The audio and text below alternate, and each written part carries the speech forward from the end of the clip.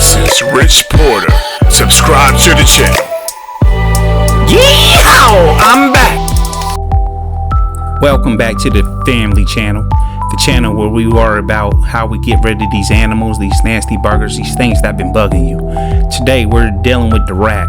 Yeah, a lot of people, they in their house, they be having these things as pets. You know what I mean? But at the end of the day, if you go back in time, in the history, the bubonic plague was started from the infectious rats that was carrying all these kind of like sicknesses and diseases in their bodies, right? And then these are things that people don't think about when they have them as pets. They think they're a clean little animal, but these same animals right here, these rodents, they call them rodents, they know how to adapt, and they're very sick, they're very nasty, they walk the streets, carry many different diseases, and they will bite you. These things are nothing to play with. A lot of people, they spend a lot of their time every day trying to get rid of these buggers inside of their house. Big rat stuff. And I'm talking about, you know, anything that they can chew on, they'll eat. They'll eat you if they can. But people, they want to have friends. Michael Jackson people, like, you want to have friends. You want to have your little rat buddy and your little gerbil thing sitting there inside of your cage, and you're feeding him until he gets big enough to eat you. Now, what I suggest that a lot of people in their house, they put poison down, right? They put the poison down. But I always suggest that people go and get sticky traps.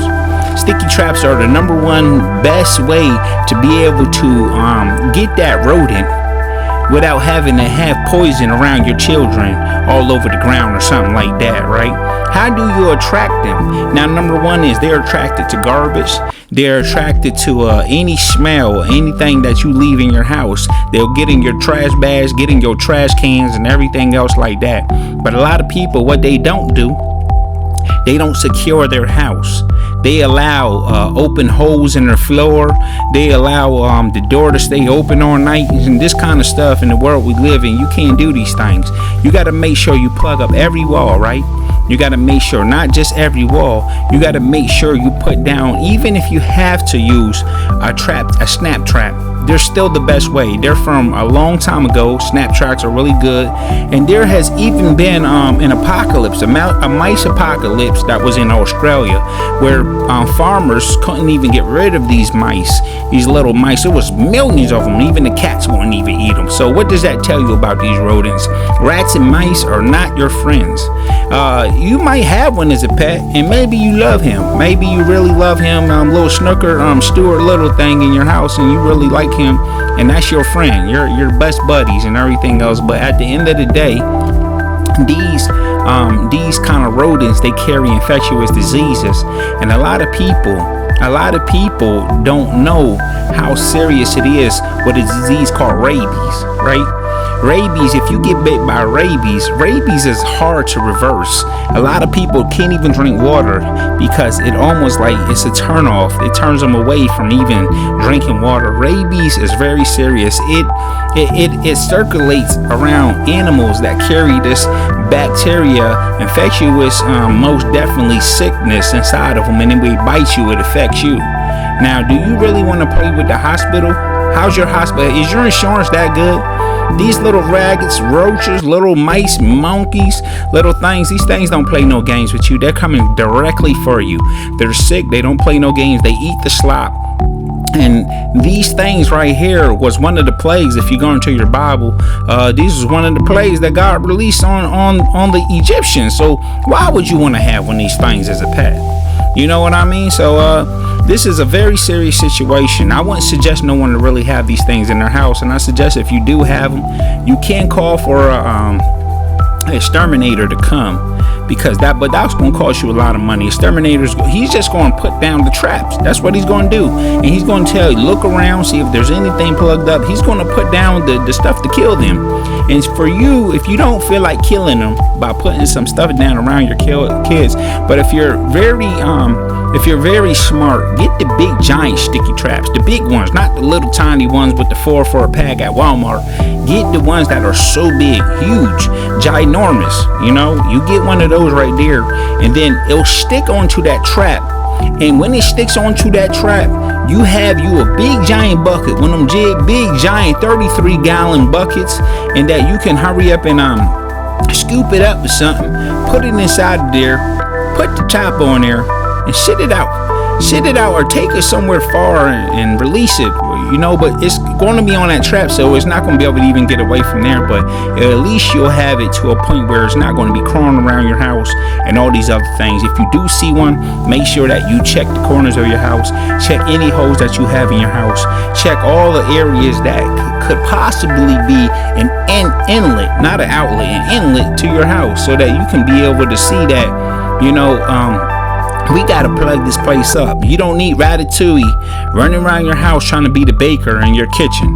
This is not a joke, it's not a game, but Texas Rich Porter here to give you the updates on what to do.